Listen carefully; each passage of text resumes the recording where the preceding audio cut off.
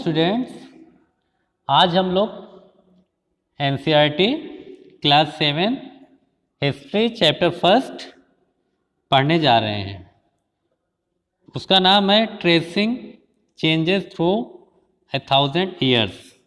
मतलब कि 1000 साल का जो मिडिवल पीरियड है, इसके अंदर जो भी चेंजेस हुए हैं उसके बारे में पता लगाना, जांच करना, जांच पड़ताल करना, ये टाइटल है फर्स्ट चैप्टर का। तो आइए देखते हैं क्या है अंदर। देखिए यहाँ पे मैप दिया है। Take a look at map first and second. कह रहे हैं कि फर्स्ट और सेकेंड जो मैप है उसको देखो। Map first was made in 1154 CE या एडी, बात एक ही होती है कि पहला जो मैप है ये कब बना है, ये 1154 ईस्वी में। और किसने इसको बनाया है? बाय द अरब जियोग्राफर अल इदरीसी। इसको अरब के एक जियोग्राफर हैं अल इदरीसी, उन्होंने डिज़ाइन किया था। जियोग्राफर किसे बोलते हैं? जियोग्राफर कहते हैं जो जियोग्राफी का स्पेशलिस्ट हो, मतलब उसका नॉलेज रखता हो। The section reproduce here is a detail of a Indian सब कॉन्टिनेंट। अब इंडियन सब कॉन्टिनेंट किसे बोलते हैं? जो भी इंडिया के नेबरिंग कंट्री है सब मिला के पहले इंडियन सब कॉन्टिनेंट, उसको मतलब इंडियन सब कॉन्टिनेंट बोला जाता है। जैसे पाकिस्तान है, श्रीलंका है, इंडिया है, अफ़गानिस्तान है, नेपाल है, ये सारे इलाके को मिला के इंडियन सब कॉन्टिनेंट बोला जाता है। तो कह रहा है कि इन्होंने एक मैप बनाया था, वर्ल्ड मैप, जिसका एक पार्ट है ये जो मैप दिया गया है, उसका एक टुकड़ा है। Map 2 was made in the 1720s by a French cartographer। और कह रहा मैप 2 ये किसने बनाया था? ये बनाया गया था 1720 में एक फ्रेंच मतलब फ्रांस के एक निवासी को फ्रेंच बोलते हैं। कार्टोग्राफर कहते हैं मैप डिज़ाइन करने वाला, जो नॉलेज होता है मैप डिज़ाइन करने का, उसको कार्टोग्राफर बोलते हैं। तो ये फ्रांस के थे, उन्होंने किया था। The two maps are quite different. कह रहा है दोनों मैप में बिल्कुल, क्वाइट मतलब बिल्कुल डिफरेंट है, मतलब दोनों एकदम अलग अलग हैं। इवन दो, जबकि या यहाँ तक कि they are of the same area. मतलब ये दोनों मैप एक ही एरिया के हैं, लेकिन दोनों मैप जब आप देखोगे तो दोनों में आपको बहुत ही डिफरेंट नज़र आएगा। आप लोग बुक में दोनों मैप देखिएगा कि दोनों में क्या क्या डिफरेंसेस नज़र आ रहे हैं। इन अल इदरीसीज मैप, कह रहा है अल इदरीसी के मैप में south India is where we would expect to find north India. कह रहा है साउथ इंडिया इसमें वहाँ दिखाया गया है जहाँ आज हम क्या एक्सपेक्ट करेंगे, क्या उम्मीद करेंगे कि यहाँ नॉर्थ इंडिया होना चाहिए। तो आज का जो नॉर्थ इंडिया है उन्होंने उसमें साउथ इंडिया दिखाया है। And Sri Lanka is the island at the top. और हम जब श्रीलंका को देखते हैं तो वो इंडिया के साउथ में है, एकदम नीचे, तमिलनाडु के नीचे। लेकिन इन्होंने कहाँ दिखाया है? इंडिया के टॉप, मतलब जहाँ आज कश्मीर है या लद्दाख है, ऐसे एरिया में इन्होंने दिखाया है। बिल्कुल अपोजिट दिखाया है आज के मैप से श्रीलंका आइलैंड को। Place names are marked in Arabic. और जो इन्होंने नेमिंग किया है, जगहों के नाम जो लिखे हैं वो अरबी में बताया है। ये देखिए दूसरा मैप है जो फ्रेंच कार्टोग्राफर ने डिज़ाइन किया था। And there are some well known name like Kannauj in Uttar Pradesh. और उस मैप पे आपको कुछ परिचित नाम मिलेंगे जिसको हम जानते हैं, जैसे कन्नौज। यहाँ पे देखिए मैप के अंदर जो उन्होंने स्पेलिंग यूज़ किया है वो क्यू से लिया है, QANAUG कन्नौज, जबकि आज हम लोग जो स्पेलिंग यूज़ करते हैं वो KNAUG। Map 2 was made nearly 600 years after map first. कह रहे जो मैप सेकेंड है वो कब बना है? वो पहले मैप के लगभग 600 साल बाद डिज़ाइन हुआ है। During which time information about the sub continent had change considerably मतलब बहुत। कह रहे कि इस दौरान, ये 600 साल के दौरान जो इंडियन सब कॉन्टिनेंट था इसके अंदर बहुत चेंजेस हो गए थे। This map seems more familiar to us and the coastal areas in particular are surprisingly detailed. कह रहा है ये जो मैप है सेकेंड वाला, ये देखने से हमें ऐसा महसूस होगा कि ये बिल्कुल हमारे जैसा है, मतलब इससे हम फैमिलियर हैं, इसको हम जानते हैं, क्योंकि ये जैसे आजकल का मैप है लगभग उसी तरह का था।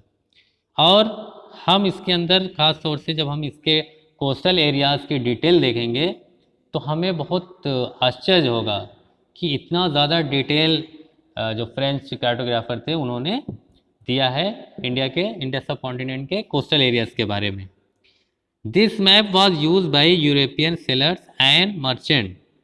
ये मैप किस लिए यूज़ किया जाता था?